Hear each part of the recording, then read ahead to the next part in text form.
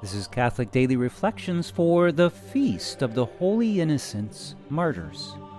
Today's reflection is entitled, Courage in the Face of Evil.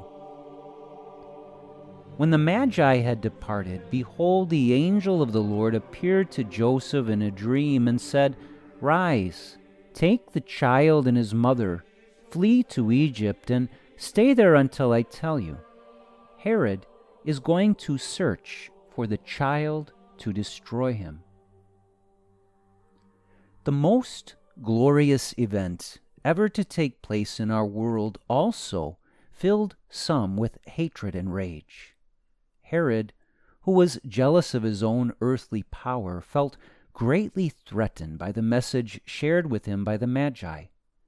And when the Magi failed to return to Herod to tell him where the newborn king was located, Herod did the unthinkable. He ordered the slaughter of every boy 2 years old and younger who is in Bethlehem and its vicinity. Such an act is hard to comprehend. How could the soldiers carry out such an evil plot? Imagine the deep mourning and devastation so many families encountered as a result. How could a civil ruler murder so many innocent children? Of course, in our day and age, so many civil leaders continue to support the barbaric practice of permitting the slaughter of the innocent within the womb. Thus, in many ways, Herod's action is not that different from today. The passage above reveals to us the will of the Father regarding not only the protection of his divine Son, but also his divine will for the protection and sanctity of all human life. It was Satan who inspired Herod to kill those precious and innocent children so long ago, and it is Satan who continues to promote a culture of death and destruction today. What should our response be?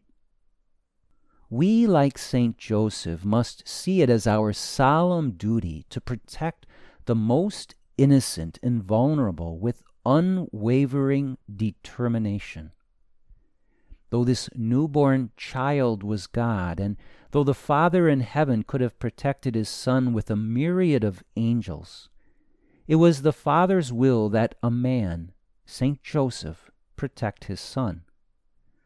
For that reason, we should also hear the Father calling each and every one of us to do all we can to protect the innocent and most vulnerable, especially the child within the womb.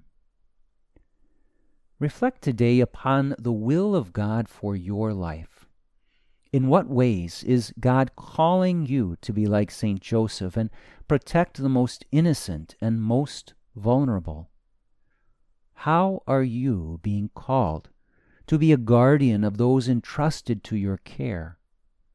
Certainly on a civil level, we must all work to protect the lives of those who are unborn. But every parent, grandparent, and all those entrusted with responsibility for another must strive to protect those in their care in countless other ways.